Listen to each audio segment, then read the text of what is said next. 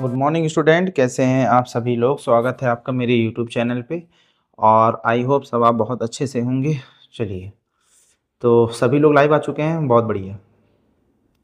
ठीक है, जिसने भी प्रीवियस वीडियोस नहीं देखे हैं, है ना, ये चैप्टर अपन ने चालू किया था, इसकी अगर आपने प्रीवियस वीडियो नहीं देखी है, सबसे पहले आप उसको देख के आइए, उसके बाद यहाँ पे आइएगा, ठीक है ना। कोई भी ऐसे 20 से क्लास नहीं लेगा, क्या होगा फिर उसमें आपको समझ में नहीं आएगा ना। तो आप पहले जो भी प्रीवियस वीडियोस है वो आप देख के आइए करिए। नेक्स्ट क्लास में अगर आपको आना है तो आप पहले पहले की वीडियोस देखिए। चलिए, तो आज जो अपन सेकंड चैप्टर का आज अपना दूसरा दिन है और अपन ने चालू किया था fraction and decimal. Fraction and decimal में अपन ने देखा था कि इस चैप्टर में अपने को पढ़ना क्या क्या है, ठीक है।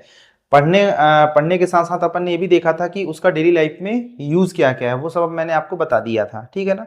इसलिए मैं कहता हूँ कि आप पहले प्रीवियस वीडियोस को देखिए, ठीक है ना। अच्छा, आप अपसेंट थे, देखिए देखिए बच्चा अपसेंट था, ठीक है।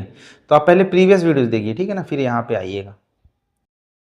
तो अपन ने प्रीवियस क्लास में डिस्कस क्या किया था कि फ्रैक्शन एंड डेसिमल में पढ़ना क्या क्या है और उसके डेली लाइफ में यूज क्या क्या है, ये अपन ने पढ़ लिया था। अब अपने को आज क्या पढ़ना है, इंट्रोडक्शन। इंट्रोडक्शन में सबसे पहले अपने को क्या पढ़ना है कि फ्रैक्शन क्या होते हैं, ठीक है ना। तो फ्रैक्शन क्या लिखा हुआ है कि the number of form a upon b where a and b are natural numbers, ठीक है ना। ये क्या लिखा हुआ है, आप इसको पढ़िए पहले। आप लोगों को दिखाई दे रहा है, एक बार मैं देख लेता हूँ कि बोर्ड आपका सही है कि नहीं। चलिए, क्या लिखा हुआ है, देखिए। The number of form a upon b where a and b are natural numbers. नेचुरल नंबर का मतलब आप जानते हैं ना, 1 2 3। नेचुरल नंबर क्या होते हैं कि 1 से चालू होगा, 2 3 काउंटिंग नंबर्स, है ना। अपन जितने भी काउंटिंग नंबर्स उसको अपन क्या बोलते हैं, नेचुरल नंबर्स बोलते हैं ना। तो ए और बी क्या होंगे, आपके नेचुरल नंबर होंगे। अगर इस फॉर्म में कोई नंबर लिखा है, ए अपॉन बी के फॉर्म में लिखा है, ठीक है ना, ए अपॉन बी के फॉर्म में लिखा हुआ है, तो उसे अपन क्या बोलेंगे, फ्रैक्शन बोलेंगे। जैसे 3/5, 2। अच्छा, 2 क्या है, एक फ्रैक्शन है, बिल्कुल है, क्योंकि 2 के अपॉन में मैं 1 लिख सकता हूँ, 1 के अपॉन में 1 लिख सकता हूँ, 0 के अपॉन में 1 लिख सकता हूँ, तो ये भी एक फ्रैक्शन है। इसलिए मैंने आपको ये एग्जाम्पल लिया है कि ताकि आप इसको देख के ये ना बोल सकें कि सर ये तो फ्रैक्शन है ही नहीं, ये ए अपॉन बी के फॉर्म में तो लिखा ही नहीं है, ठीक है ना। तो 3/5 एक फ्रैक्शन है, 7/3, मतलब इस फॉर्म में अगर आपको कोई भी नंबर दिखे तो उसे अपन क्या बोलेंगे, फ्रैक्शन बोलेंगे, ठीक है ना। ए को क्या बोलेंगे अपन, न्यूमरेटर बोलेंगे, और बी को क्या बोलेंगे अपन, डिनोमिनेटर बोलेंगे, ठीक है। इतनी बात आई समझ में। इसमें अगर न्यूमरेटर की बात की जाए तो 3 क्या है अपना न्यूमरेटर है और 5 क्या है डिनोमिनेटर है, 2 क्या है न्यूमरेटर है और 1 क्या है डिनोमिनेटर है। इसी प्रकार से अगर मैं डिनोमिनेटर बोलूंगा तो आप समझ आइए कि जो जो भी नंबर नीचे लिखा हुआ है ना, इसको क्या बोलेंगे, अपॉन, बटे में जिसको बोलते हैं। अपॉन में अगर कोई भी नंबर नीचे लिखा हुआ है, अगर मैं डिनोमिनेटर बोल रहा हूँ मतलब इस नंबर की बात हो रही है। यदि मैं न्यूमरेटर बोल रहा हूँ मतलब इसके ऊपर वाले, इस लाइन के ऊपर वाले नंबर की बात हो रही है, ठीक है ना। फिर कुछ टाइप है फ्रैक्शन के।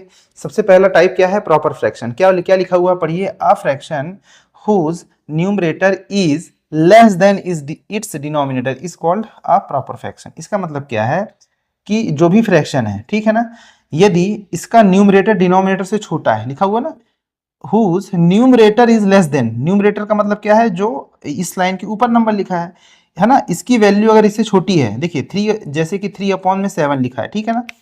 3 क्या है, 7 से छोटा है, 5 क्या है, 11 से छोटा है, 23 क्या है, 40 से छोटा है, और 125 क्या है, 73 से छोटा है। इसका मतलब क्या है कि जो भी न्यूमरेटर है अगर डिनोमिनेटर से छोटा है उसे अपन क्या बोलेंगे, प्रॉपर फ्रैक्शन बोलेंगे, ठीक है ना।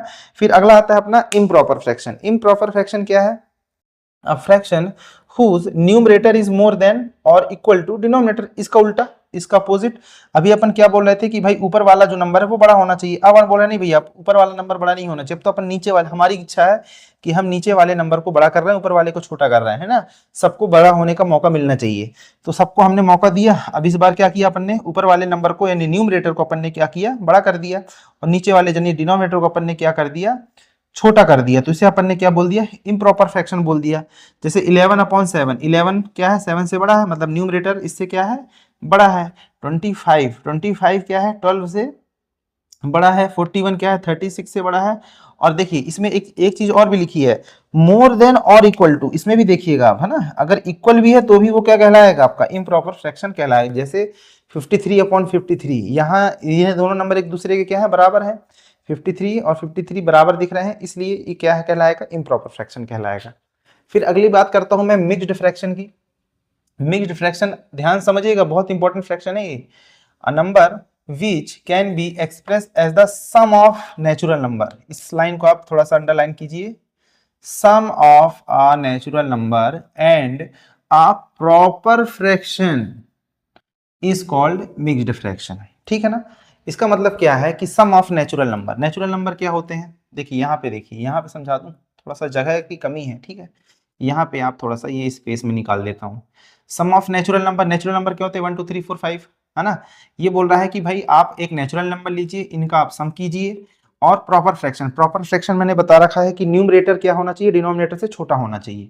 तो जैसे मैं ले लेता हूँ 5 प्लस 7 अपॉन में 11, ये क्या कहलाएगा आपका, मिक्स्ड फ्रैक्शन, ठीक है। मतलब the sum of natural number and proper fraction is called mixed fraction. अब आप बोलेंगे सर ये तो ऐसा नहीं लिखा हुआ, ये तो कुछ और लिखा हुआ है, ये तो आपने तो चलिए प्लस कर दिया, ये तो अलग दिख रहा है, ये दिखने में अलग है। तो देखिए ये दोनों दिखने में भले अलग हों, यहाँ पे नहीं लिखा, इसका मतलब क्या है, यहाँ पे प्लस लिखा हुआ है, प्लस को मिक्स्ड फ्रैक्शन में नहीं लिखा जाता, ठीक है ना। लेकिन इसका मतलब एक्चुअली यही रहता है, ये आप ध्यान रखिएगा, इसका जो मतलब है, मीनिंग है, वो ये है। लेकिन अपन इसको मिक्स्ड फ्रैक्शन को ऐसे ना लिख के ऐसे लिखते हैं, बस बात खत्म। जो भी साइंटिस्ट थे वो ऐसे लिख देते थे, क्योंकि मिक्स्ड फ्रैक्शन के जब क्वेश्चन आएंगे तो अब इतनी जगह नहीं होगी ना कि यहाँ प्लस लगाएंगे, तो थोड़ा सा कैलकुलेशन करने के लिए, इजी करने के लिए उन्होंने ये बोल दिया कि भाई यहाँ प्लस प्लस मत लगाओ, आप एक डेफिनेशन के थ्रू बता देना बच्चों को कि यहाँ पे इन दोनों का ये जो नंबर लिखे हुए हैं इनके बीच में प्लस का साइन है, ठीक है। अब जैसे ये मिक्स्ड फ्रैक्शन लिखा है, अब मैं बोलूँगा भैया इनको सॉल्व करना है, तो आप कैसे सॉल्व करेंगे। देखिए जैसे क्या लिखा है, 1 2 3, इस तरह से लिखा हुआ है। इसका मतलब क्या है कि यहाँ पे प्लस लगा हुआ है, मतलब 1 प्लस 2/3, इसका मतलब मैंने आपको बता रखा है। अब यदि मैं इसको सॉल्व करूँ तो एलसीएम कितना जाएगा, 3, और ये कितना हो जाएगा, 3 हो जाएगा ये, ठीक है ना, और प्लस 2, तो हो जाएगा 5/3। इसका मतलब ये है कि किसी भी मिक्स्ड फ्रैक्शन को अपन प्रॉपर या इम्प्रॉपर फ्रैक्शन की तरह इस तरीके से लिख सकते हैं, ठीक है ना। यदि मिक्स्ड फ्रैक्शन लिखा है, इसको अगर इस तरीके से लिखना है तो इसका सही तरीका करने का ये है, ठीक है ना। अब एक तरीका और भी है, एक तरीका और क्या है, पहला तरीका तो है कि आप प्लस लगाइए इन दोनों के बीच में, है ना, एज पर डेफिनेशन, और इसको सॉल्व कर लीजिए एलसीएम लेके। दूसरा तरीका क्या है कि जैसे लिखा है 4, है ना, 6/9, पहले इसका आप मल्टीप्लाई कीजिए, किसमें, 4 में, तो कितना हो जाएगा। देखिए पहले अपन को क्या करना है, स्टेप 1 में क्या करना है, 9 का मल्टीप्लाई कीजिए 4 में, ये हो जाएगा 36। अब 36 जो भी आए, इस नंबर, ये नंबर है, इसमें आप 6 का प्लस कीजिए, ठीक है ना, तो क्या हो जाएगा 42, तो आंसर आपका आएगा 42/9, ठीक है। तो मिक्स्ड फ्रैक्शन को यदि आपको इस तरीके से लिखना है, a/b के फॉर्म में लिखना है, तो इस तरीके से अपन लिख सकते हैं, ठीक है ना। बात वही है, आप अगर इसको ध्यान से नोटिस कर पाए तो ये चीजें वही हैं। देखिए इसको मैं क्या लिख सकता था, 4/1 प्लस 6/9, अगर मैं एलसीएम लेता तो भी मेरे को 9 का मल्टीप्लाई 4 में ही करना पड़ता कि नहीं करना पड़ता, क्योंकि यहाँ पे अपॉन में कुछ भी नहीं होगा, हमेशा 1 होगा, इसलिए 9 का मल्टीप्लाई हमेशा 4 में, जो भी यहाँ पे डिनोमिनेटर होगा इसका मल्टीप्लाई हमेशा इस वाली संख्या के साथ होगा, ठीक है ना, और जो भी आएगा इसके साथ हमेशा प्लस में ही होगा, है ना। तो इसको अपन ने, इसी बेसिक कॉन्सेप्ट वही है ना, जो अपन ने बताया, बेसिक कॉन्सेप्ट ये है, 4 + 6/9 ही है बेसिक कॉन्सेप्ट, क्योंकि इसमें जो है सेम चीजें, एक ही पैटर्न चल रहा है, इसलिए अपन ने इसका जो है एक शॉर्टकट बना लिया कि भाई यदि आपको इसको डायरेक्ट इस a/b के फॉर्म में लिखना है तो आप इसको डायरेक्ट इस तरीके से भी लिख सकते हैं। इसका इसे मल्टीप्लाई कीजिए, जो है इसमें प्लस कीजिए, और जो नंबर है उसको अपॉन में, डिनोमिनेटर चेंज नहीं होगा, है ना, डिनोमिनेटर एज इट इज रहेगा। इतनी बात आई समझ में। ये मिक्स्ड फ्रैक्शन है, मिक्स्ड फ्रैक्शन को अगर a/b के फॉर्म में लिखना है तो आप इस तरीके से लिखना, ठीक है ना। ये आने वाली एक्सरसाइज में आपको बहुत हेल्प करेगा, इसलिए मैंने इसमें इतना टाइम दिया है, ठीक है। फिर अगला है इक्विवेलेंट फ्रैक्शन, क्या लिखा हुआ है, a given fraction and the fraction obtained by multiply or dividing its numerator and denominator by the same non-zero numbers are called equivalent fraction। कुछ आया समझ में, नहीं आया, वेरी गुड। चलिए क्या लिखा है कि जैसे मान लीजिए कोई भी, क्या लिखा हुआ है, कोई भी फ्रैक्शन लिखा हुआ है, मान लीजिए ये कोई फ्रैक्शन है 3/4, ठीक है। यदि मैं इसके न्यूमरेटर में और डिनोमिनेटर में सेम नंबर्स का मल्टीप्लाई करूं, जैसे देखिए 3/4 लिखा है, अगर मैं इसमें मेरी इच्छा हो रही भाई मैं 2 का मल्टीप्लाई ऊपर कर दूं, 2 का मल्टीप्लाई नीचे कर दूं, लेकिन ऊपर नीचे दोनों ही सेम नंबर का मल्टीप्लाई करना पड़ेगा। ऐसा नहीं, आप नहीं कर सकते कि भाई ऊपर 2 का मल्टीप्लाई कर दीजिए और नीचे आपकी मर्जी आ रही कि मैं 5 का मल्टीप्लाई, ऐसा नहीं होगा, है ना। जब भी अपने को इक्वलेंट फ्रैक्शन बनाना होगा किसी भी फ्रैक्शन को, तो अपने को सेम नंबर का मल्टीप्लाई करना होगा। तो ये हो जाएगा 6/8। इसका मतलब क्या है कि जो 3/4 लिखा है वही 6/8 है। इक्वलेंट का मतलब क्या है कि 3/4 इक्वल टू 6/8। कैसे भाई, 2 3 जा 6 और 2 4 जा 8, है ना। 2 से अपन इसको काटेंगे तो आ तो बराबर ही रहा है ना। तो इक्वलेंट फ्रैक्शन क्या बोलता है कि कोई भी आपको अगर फ्रैक्शन लिखा है, इसमें अपन इसके न्यूमरेटर और डिनोमिनेटर में सेम नंबर का मल्टीप्लाई करें, तो जो भी नंबर आएगा आपका, जो भी फ्रैक्शन आएगा वो इसके इक्विवेलेंट होगा, ठीक है ना। ये होता है इक्विवेलेंट फ्रैक्शन का मतलब। जैसे देखिए इसमें 2 का मल्टीप्लाई किया है तो 3 2 जा 6, है ना। इसके न्यूमरेटर में, ये इसका न्यूमरेटर है, इसमें इसका 2 का मल्टीप्लाई किया तो 3 2 जा 6 और 4 2 जा 8, ठीक है ना। फिर इसमें इसके 3 का मल्टीप्लाई किया तो ये क्या बन गया, ये बन गया, ठीक है। यहाँ भी इसने 3 का मल्टीप्लाई किया तो ये बन गया। इसका मतलब ये है कि जो 9/12 लिखा है वो 3/4 के बराबर है, इसका मतलब ये है, ठीक है ना। अब ऐसा क्यों करते हैं, ये जब आप क्वेश्चन करेंगे तब आपको समझ में आएगा। अभी आप इतना जानिए कि इक्विवेलेंट फ्रैक्शन का मतलब ये होता है कि न्यूमरेटर और डिनोमिनेटर में सेम नंबर का मल्टीप्लाई होता है। देखिए यहाँ भी 2 का मल्टीप्लाई किया ऊपर और नीचे, तो ये बन गया, है ना। 2 का मल्टीप्लाई किया, फिर अगला नंबर आता है 3 का मैंने मल्टीप्लाई किया तो क्या बन गया, ये बन गया, ठीक है ना। तो इसे अपन क्या बोलेंगे, इक्विवेलेंट फ्रैक्शन। फिर अगले फ्रैक्शन की बात करूं तो क्या लिखा है, लाइक फ्रैक्शन। क्या लिखा है, fraction having the same denominator but different numerator. इसका मतलब क्या है कि ऐसा फ्रैक्शन जिसका सेम डिनोमिनेटर, डिनोमिनेटर मैंने क्या बताया था, ये जो लाइन है इसके नीचे वाले जो भी नंबर्स होंगे इसको क्या बोलेंगे अपन, डिनोमिनेटर बोलेंगे। अब देखिए आप एक चीज नोटिस कर रहे हो कि डिनोमिनेटर सेम है, यहाँ भी 13 है, यहाँ भी 13 है, यहाँ भी 13 है, लेकिन न्यूमरेटर सेम नहीं है, न्यूमरेटर अलग अलग है, ठीक है ना। तो इसे क्या बोलेंगे अपन, लाइक फ्रैक्शन। जिसके डिनोमिनेटर सेम हो, न्यूमरेटर अलग अलग हो, उसे क्या बोलेंगे, लाइक फ्रैक्शन।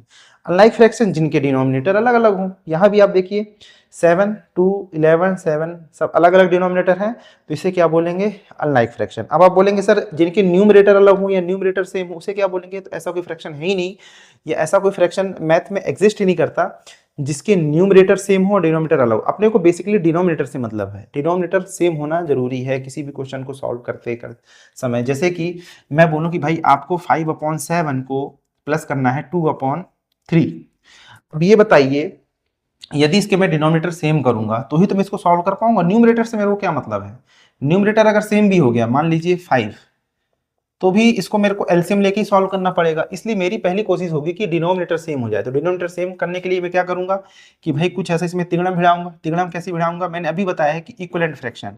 तो यहाँ पे अगर मैं 3 का मल्टीप्लाई कर देता हूँ, यहाँ मैं 7 का मल्टीप्लाई कर देता हूँ, तो डिनोमिनेटर सेम हो गया, है ना। अब देखिए यहाँ यही वाले कॉन्सेप्ट का यूज हो रहा है। अगर मैंने यहाँ पे 3 का मल्टीप्लाई किया है तो मुझे यहाँ भी 3 का मल्टीप्लाई करना पड़ेगा, यहाँ भी 7 का मल्टीप्लाई करना पड़ेगा, ठीक है ना। इतनी बात आई समझ में। तो डिनोमिनेटर कितना, ये हो गया आपका 15/21 प्लस 35/21। डिनोमिनेटर सेम होंगे, अब डिनोमिनेटर सेम हो गया तो कोई दिक्कत ही नहीं है।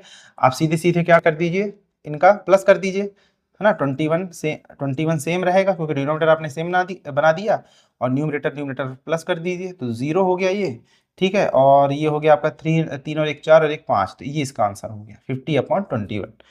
तो देखिए इस क्वेश्चन में आपके दो कॉन्सेप्ट यूज हुए, पहला इक्विवेलेंट फ्रैक्शन भी यूज हुआ, लाइक फ्रैक्शन यूज हुआ, जहां अपन ने डिनोमिनेटर को सेम बनाया और फिर उसके बाद अपन ने चीजों को सॉल्व किया। डिनोमिनेटर अपन ने सेम बनाने के लिए क्या किया, अगर नीचे भी मल्टीप्लाई 3 का कर रहे हैं तो ऊपर भी मल्टीप्लाई 3 का करना पड़ेगा। इसी को तो अपन एलसीएम बोलते हैं। एलसीएम और कुछ नहीं है, डिनोमिनेटर को सेम बनाने की प्रक्रिया है। चाहे आप ऐसे कर लो, चाहे आप एलसीएम लेके कर लो।